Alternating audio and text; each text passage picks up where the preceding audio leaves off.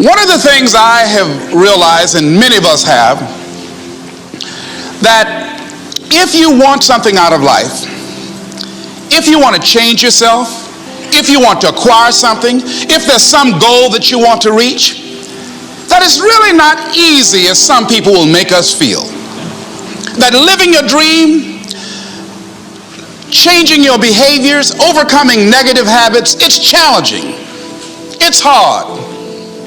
That living alone is just very difficult. And once we begin to come to grips with the fact that living is difficult, life is very challenging. I heard a song once by a guy named Dimples called, "If it ain't one thing, it's another." I say to you, if it ain't one thing, it's 12 others. Always something. You will never ever have a problem-free moment in life. Somebody said, and I like this, that you either in a problem or just left one or headed toward one. Anybody found that to be so? Raise your hand if you know what I'm talking about. I mean, there's always something. So how do we begin to nurture that hunger? What are the characteristics or the qualities of people that are hungry? What will it take for me to get some of the things that I want? And being hungry for those things. Number one, you've got to work on yourself. It's very important that you engage in an ongoing process to develop you. Spend more time on yourself than what you've been spending. It's very important. You owe that to yourself. I was reading a book by Og Mandino called The University of Success. Read one line, gave me a chill. I didn't have to read anything else in the book. He said, many of us never realize our greatness because we become sidetracked by secondary activity. We spread ourselves too thin, don't know how to say no. And we find ourselves doing all kinds of things and never ever have time to do those things that we need to do to work on ourselves. And then there goes a second, there goes another second, there goes another second, and we can't stop and hold time. And before you know it, you wake up one day and you're behind on your dreams and your bills.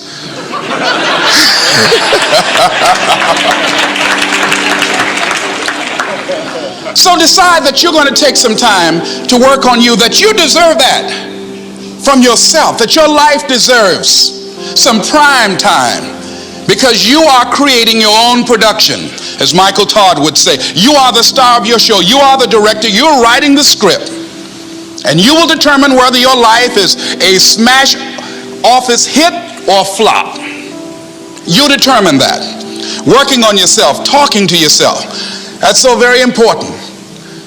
Overcoming the negative conversation, that inner dialogue that's going on all the time, even when you don't want it to be there. You can't stop yourself right now from thinking. You can't do it. It's going on.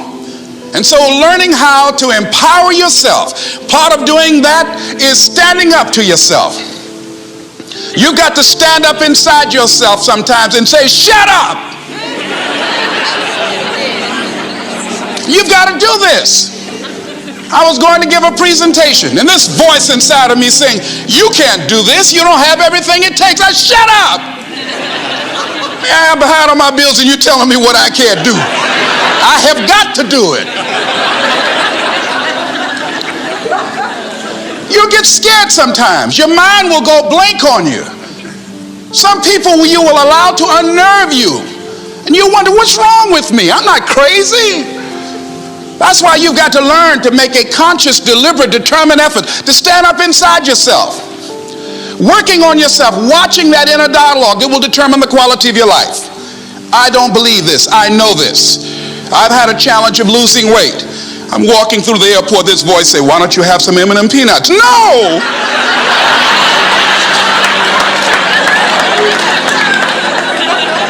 Well, just one. Then after you eat that, you might as well have a Snicker now, you sucker. I mean, it's challenging. My mother fixed the kind of sweet potato pie you can't eat with your shoes on. Have to take your shoes off so you can wiggle your toes. It sticks on my fingers. It says, eat it. One little bite won't hurt. That voice, constantly. Little demons from Colonel Sanders driving my car in there. I had to say, no. I'll diet tomorrow. I saw a skinny man get hit by a truck. Had he had a little bit more weight, he might have lived, you know. Some of you know what I'm talking about. Raise your hand if you know that. That voice is awesome. So you have got to stand up to that voice. When you're working on something you want to achieve, you have got to stand up to that voice. You've got to sell yourself every day on your abilities, on what you're doing, on the goal that you want to reach. You've got to sell yourself every day, every day, every day. According to your level of belief, it will manifest itself in what you're doing. Whatever we have right now, whatever we're demonstrating in our lives, is a result of what we believe subconsciously that we deserve. And part of increasing that belief level is that you have got to convince yourself every day.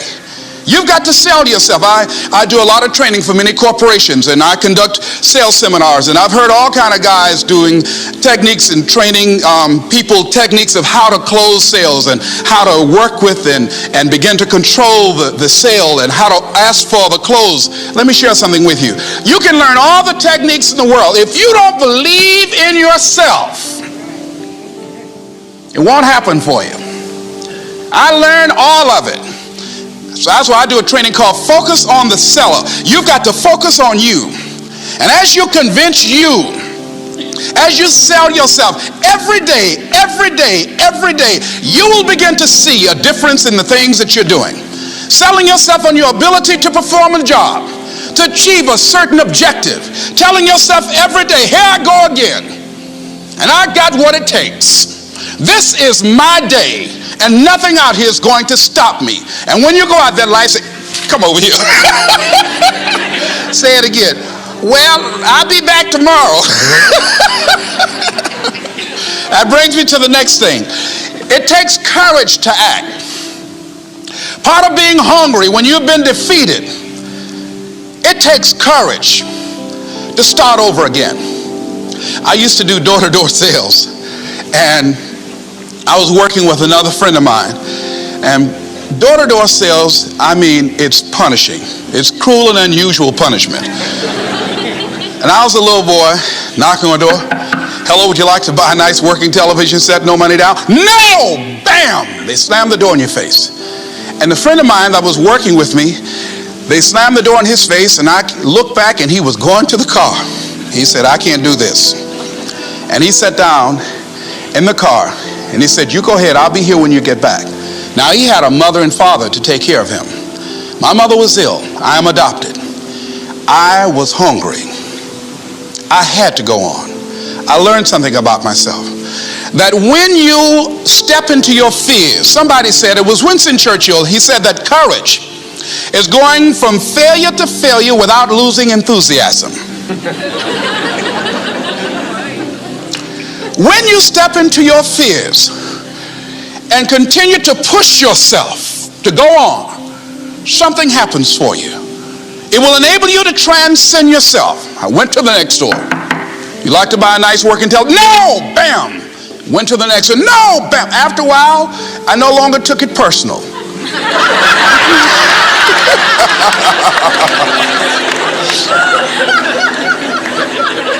And I began to play a game. I said, well, I know there's a yes out here somewhere, and I'm going to keep on until I find it. And I'm not going home until I do. And I continued to knock on doors. And then somebody eventually would say yes. And I said, are you sure? And I would go in there and I would get the sale. When you have something you want to do, if you don't develop the courage to do that which has been given you to do, and you spend a lot of time going around trying to convince other people or trying to get their approval, what will happen is that you will lose your nerve. And other people will convince you that what you're doing doesn't have any value, and you'll give up on your dream. It's an interesting thing about life, I've also found, that if you don't have the courage to act, sometimes and particularly if you have something special to do, life will move on you. If it were not for life, I would still be a disc jockey. I didn't just leave voluntarily to go to the state legislature. I was fired. I was working on a job, and I came home one day. I was married at the time, and I told my former wife, I said, that guy Bert I work for is stupid. She said, if he's so stupid, why does he sign you a paycheck? Now you see why I divorced her, right? I couldn't stand her. That night, I could not sleep well. Here was a guy that was controlling my life. I was going through all kinds of changes because this man controlled my paycheck. And it was Carlyle who said, truth crushed to earth shall rise again.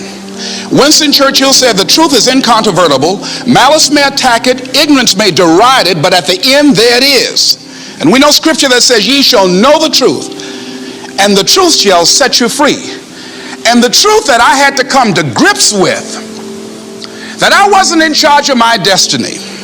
The truth was that I wasn't giving all that I had. The truth was that there are some things that I wanted to do, but I didn't have the courage to act on those things. And the truth was that Bert Childs was a blessing to me. He made life so miserable for me, I had to start looking at my life differently. I started going to work earlier. I started being the last one to leave there. I started working harder than anybody else. The other guys could not. Why would you work so hard, Les? I said, I'm not working for them. I have been cheating, Bert, I thought. I've been cheating myself and my family. Wherever you are, whatever you're doing, do it with everything that you have. Develop the habit of giving more than what you're paid for. Develop the habit of setting standards that others will be measured by. Someone said, do not go where the path may lead, but go where there's no path and leave a trail. All right? It is easy to be negative today. It is easy to have low morale today. I was at a corporation and they're going through downsizing and going to lay off some 1,500 people over the next few weeks. It's very depressing there. And those people that stay there 9 times out of 10, they're just going to do just enough to keep from getting fired. Anybody can do that. But if you can begin to harness yourself and say that where I am, I'm going to do the best I can with what I got, because that is an expression of who I am.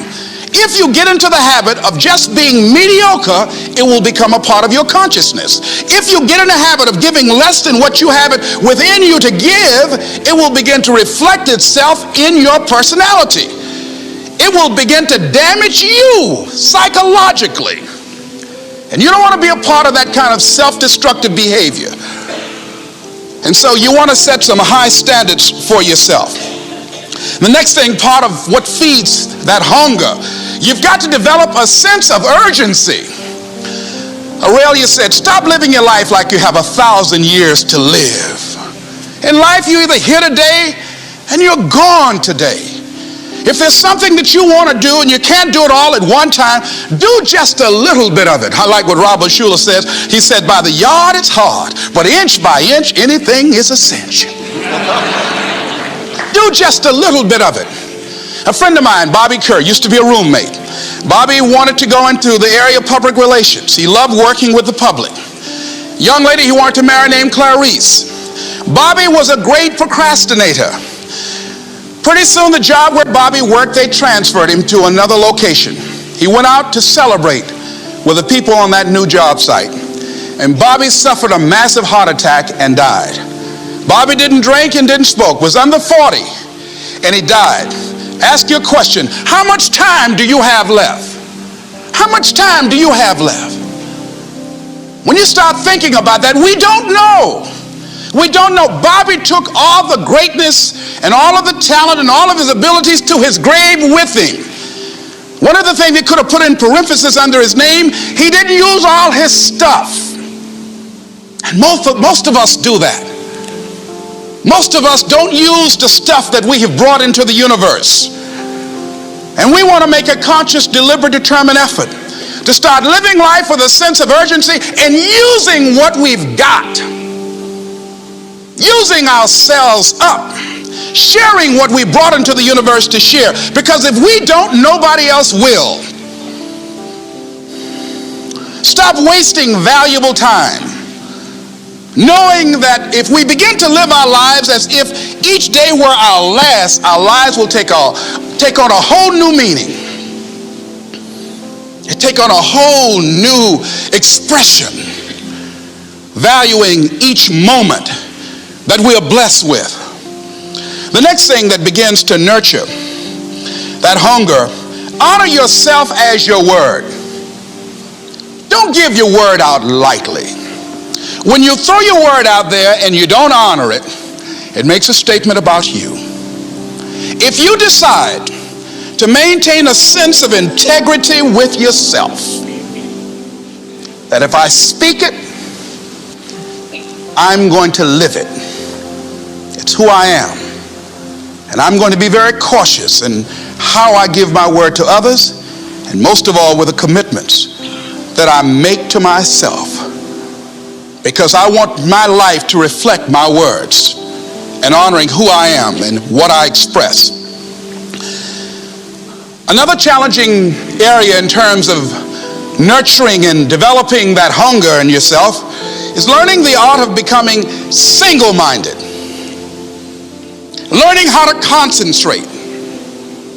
Learning how to focus in. And you'll be surprised at the things that you're able to do. When you learn how to block things out, when you learn how to keep thine eyes single, you'll be surprised at the ideas that will come to you, of the people that you'll be able to attract, of the opportunities that you'll be able to see. You'll begin to see things that have been standing there looking you in the face and say, I can't believe this has been here all this time. Here's a habit that I do. Maybe it might be of some value to you. I get up in the morning and I start writing what great ideas that I can think of today that can improve me and that will enable me to reach my goal. And I just let my mind flow. Sometimes I write 15, 20 ideas. Some days it's more difficult than others. One idea can change your life. One idea can turn your life around.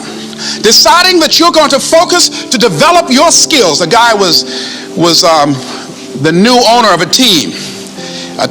baseball team that was in the basement of the league when he took it over. He went to the pitcher and he said, what is your best throw? And he said, well, I got a good curveball and I've got a good fastball. And he went on talking about his different throws. He said, but tell me this, what is your best throw? He thought for a moment. He said, I've got a good fastball. He said, that's all I want you to work on. Nothing else. Just develop your fastball. The next year, they went to the World Series. Most people don't know where their fastball is. Most people go through life never discovering what their talents are. Most people never develop their talents. They have skills and abilities, but if you don't nurture them, if you don't develop them, they will never serve you. Your gifts can take you many places if you develop your gifts. Most of us don't like to do those things that come easy to us. I've always loved to talk to people. I decided, taking this advice, to develop my skills as a speaker. And my gift has developed and it's taken me many places. You have something that you brought to the universe, and that if you decide that my life deserves my developing this, what I do well, and becoming the best at it, and mastering myself, and seeing what I have within me, if you decide to drop your buckets where you are and develop your gifts, I grant you, you'll never ever be without. I grant you that your gifts will take you places that will literally amaze you.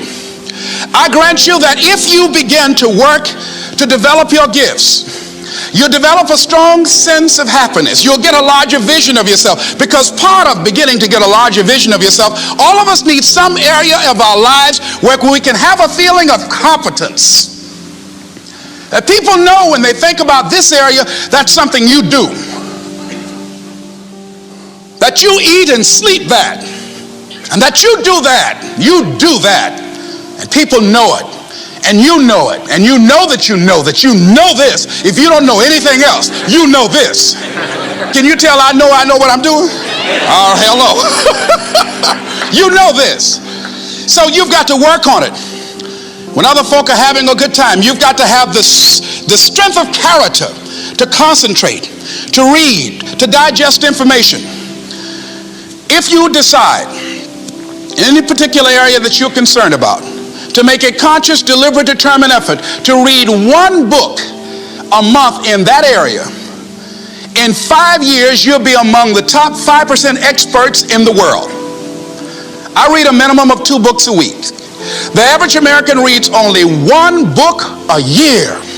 If you decide that area that you love, that you are going to master that particular area, in this era of accelerated change, overwhelming complexity, and tremendous competition, as you begin to develop and expand your skills and your talents and your vision of yourself, you will always be in control of your destiny.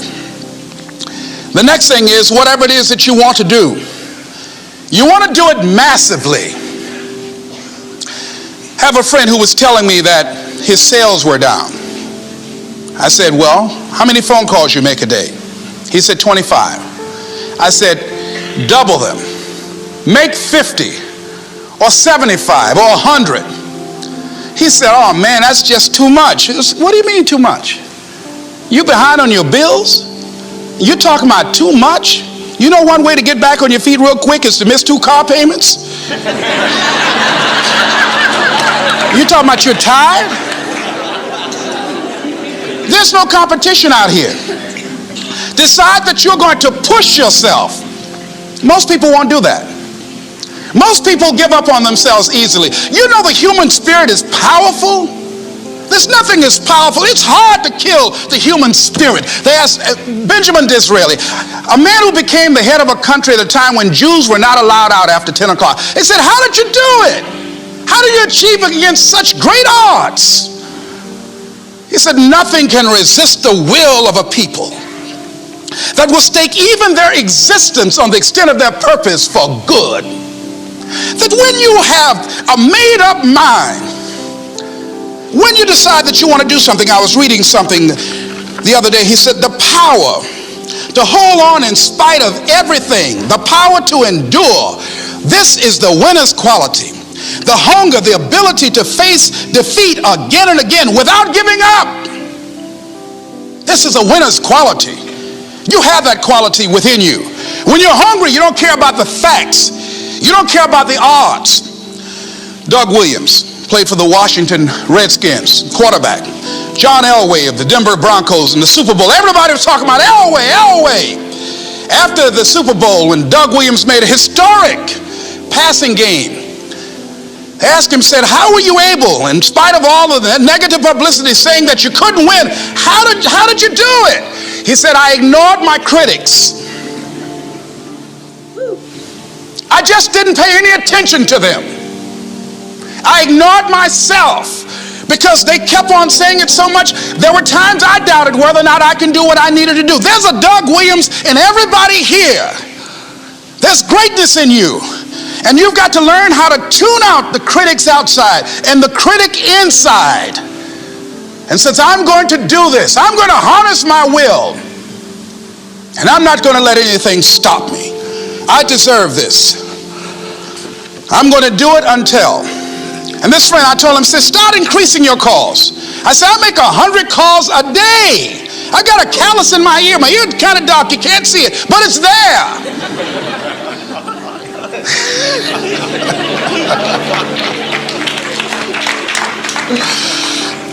His sales have increased. He's working harder now. The other thing is that if you want something, you have got to be relentless. You've got to learn how to become resourceful. You've got to learn how to become creative. When crises strike in your life, and in the Chinese language, crises mean danger, but it also means opportunity. And this is an opportunity for you to grow. And you've got to be so relentless, regardless of what comes down the pike, that you're always looking for a way to get over, always looking for a way that you can break through, always looking for a way that you can win, always looking for a way that you can strike a telling blow. And pretty soon, I think there's some people watching us in the universe that say, wait, let's call a meeting over here. You know that guy Mustafa? Look at him down there. He won't stop. Just that fool don't know he can't get over. Look here. Why don't we do this? Let him go and let's mess with somebody else. Just let him go on through.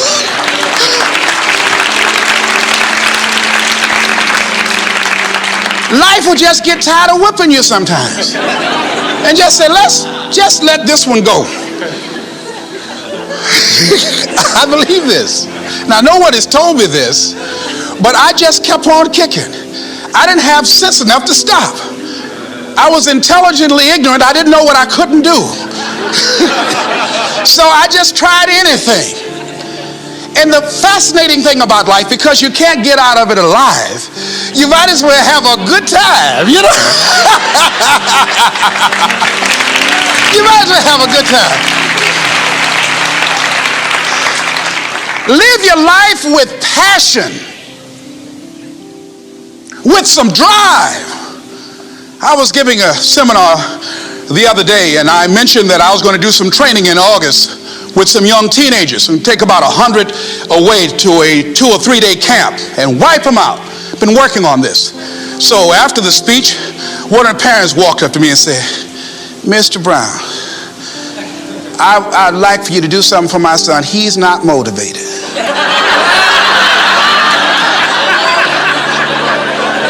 I said, I wonder why.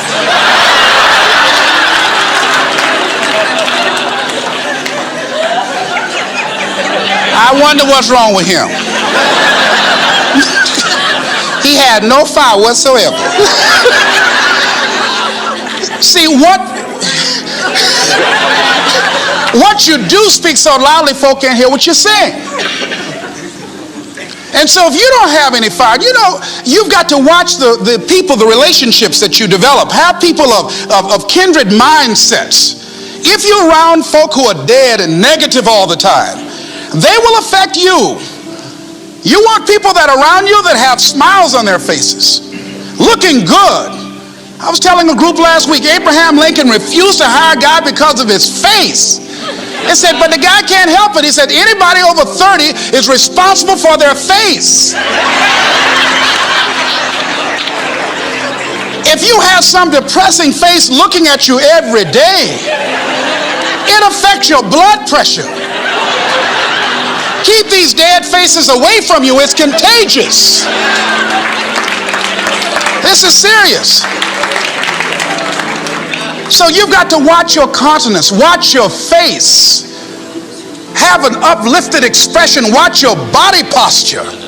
All of these things affect you psychically. You've got to be the kind of person that you are fearless. Fearless. Folk leave fearless people alone. There's some people walk through a neighborhood and every dog in the neighborhood would bark at them.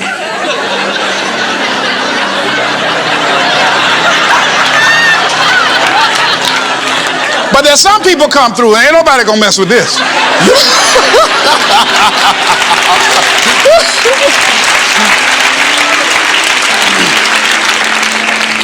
You are unstoppable.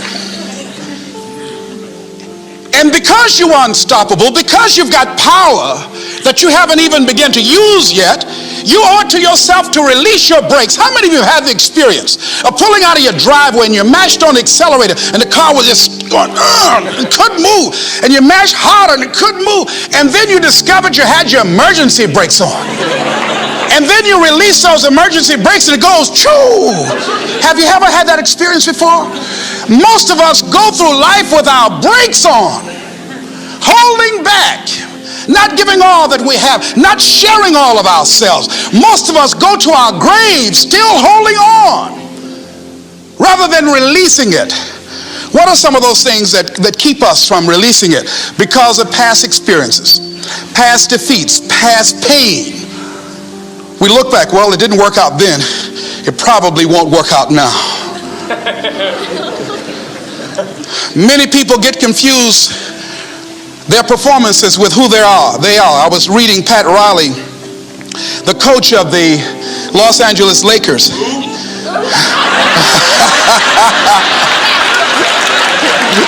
But you're going to like this quote here. After the Trailblazers had blown them out of the water, and I'm sure he said this last night, they asked him, how do you feel? He said, tonight we were exposed for what we are right now. You see? That if my speech tonight doesn't work, it doesn't mean that I'm a bad speaker. It means that what I did didn't work tonight. And I've got to separate what I do from who I am. And I've got another shot. See, the last chapter to your life has not been written yet, and it doesn't matter about what happened yesterday. It doesn't matter about the things that you've done that you feel guilty about. If you wouldn't do it today, you're convicting an innocent person. You've been reborn to a new state of consciousness. And as they say, if we knew better, we would do better. And so you begin to decide, I'm not going to be denied. I remember, and I was telling someone, and they asked me, would you repeat that again? I was interested in going into broadcasting. I'm adopted, and that was my key out. I wanted to make my mama proud of me. I was very much appreciative of what she's done for my brother and sister and I, and that was my way out. And I went over to a radio station, asked a guy and told him that I was interested in broadcasting. He looked at me in my straw hat and my overalls. He said, you have any broadcasting background? I said, no, sir, I don't. What do you do? I cut grass. Young ladies asked me what kind of work I do, and I was working on a garbage truck. I say, well, I'm a sanitary technician. He said, we don't have any job for you. I decided that was something I was going to do. I decided I'm unstoppable. I'm going to go up and hit. I'm going to do this. I started going to the radio station every day, developing a relationship with the people that were doing what I wanted to do. And that's what I encourage you to do. Whatever area you want to go in, find people that are doing it the way you want to do it and develop a relationship with them. When I decided to go in this area, I wrote letters to Dr. Norman Vincent Peale, to Zig Ziglar, to Dennis Waitley, all of the giants in this area. And I said, this is something I want to do. I've been following your career. Would you help me? Dr. Norman Vincent Peale answered my letter, did an article on me, wrote about me in the most recent book that he issued, and done many broadcasts about me. I'd wanted to develop a relationship and rapport with those people that were achieving those things that I wanted to achieve. By the same token, I would go to the radio station, and I developed a relationship with the guys. And they used me as an errand boy when they needed some food or someone to go pick up entertainers that came into town. Temptation singing My Girl, Jerry Butler singing For Your Precious Love, Sam Cooke singing Darling You Send Me. I would pick up the entertainers at the airport and drive them around in the disc jockeys, big Cadillacs. They didn't have any driver's license, but I was acting like I had some.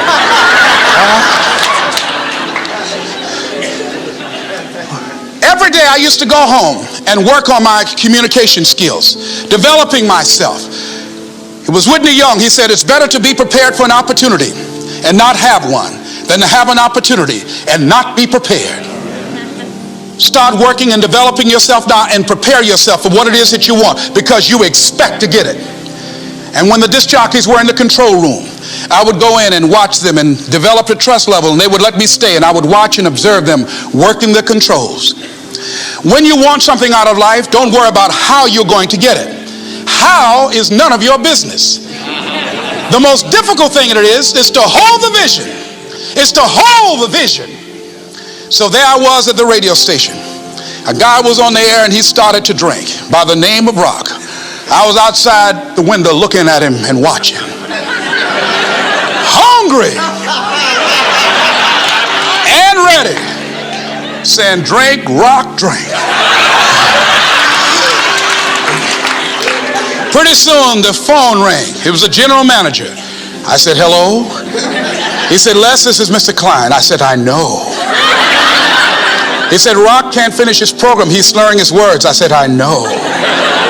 Can you work the controls until one of the other disc jockeys come in? Would you call them? I said, yes, sir. I hung the phone up. I said, now he must be thinking I'm crazy. I called my mama and my girlfriend Cassandra. Said, y'all come out on the front porch and turn up the radio. I'm about to come on the air.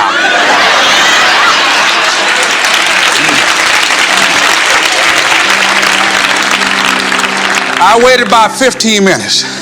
I called him back. I said, Mr. Klein, I can't find nobody. He said, well, why don't you go in there and work the controls until they get there? And don't say nothing here. I said, yes, sir. I couldn't wait to sit down at that turntable, Mustafa. I said, look out, this is me, LB, Triple P, Les Brown, your platter playing Papa. There were none before me and there will be none after me. Therefore, that makes me the one and only. Young and single and love to mingle, certified, bona fide, indubitably qualified to bring you satisfaction and a whole lot of action. Look out, baby, I'm your love man. I was hungry.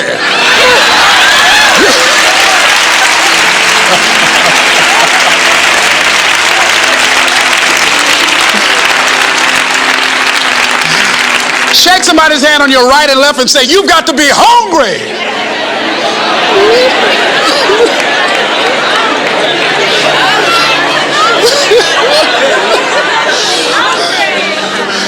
Well, y'all something else. You hear me?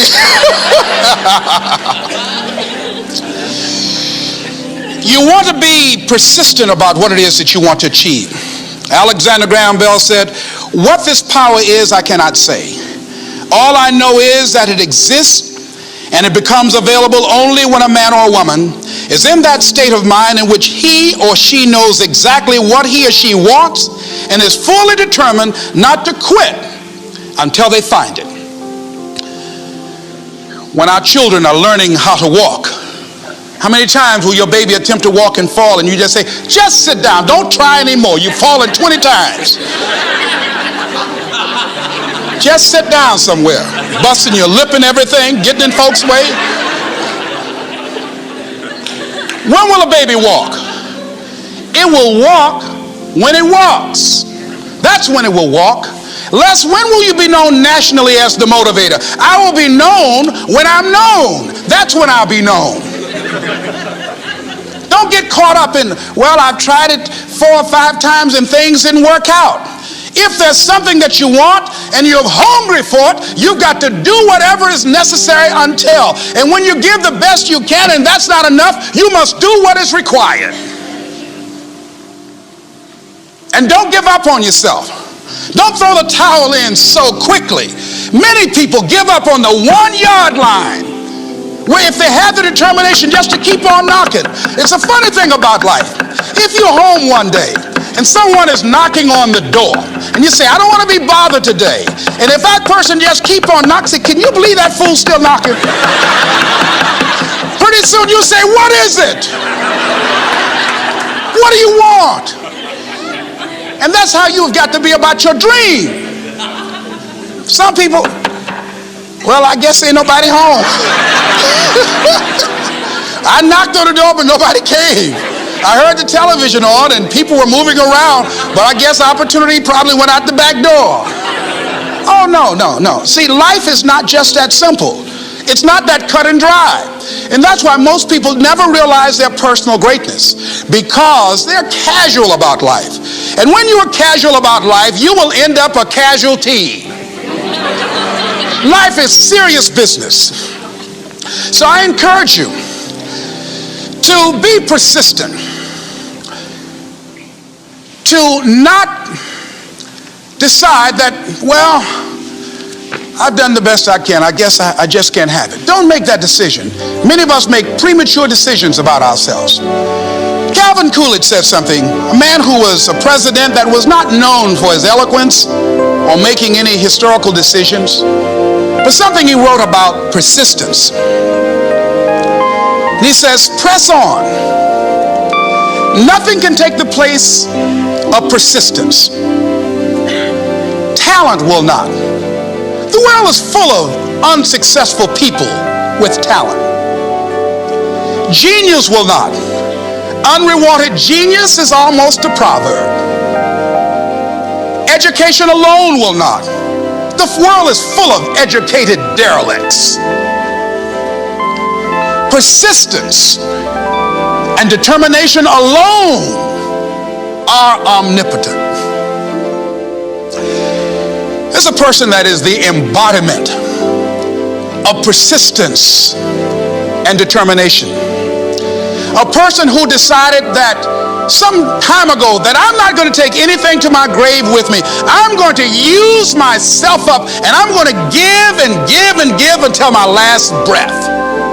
This summer, I'm going to be working for her and with her doing training, teaching young people techniques and strategies on how to manifest their personal greatness, teaching them techniques and strategies that will change them at the subconscious level, changing their value systems, and let them see the major role they can play in society. Let's give Mrs. Rosa Parks a round of applause, if you please.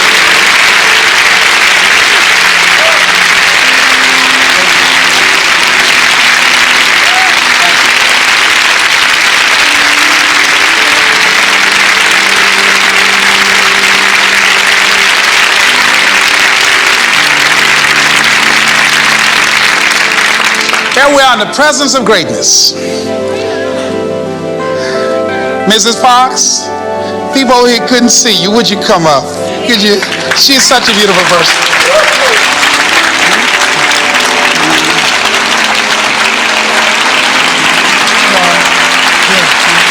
Beautiful person.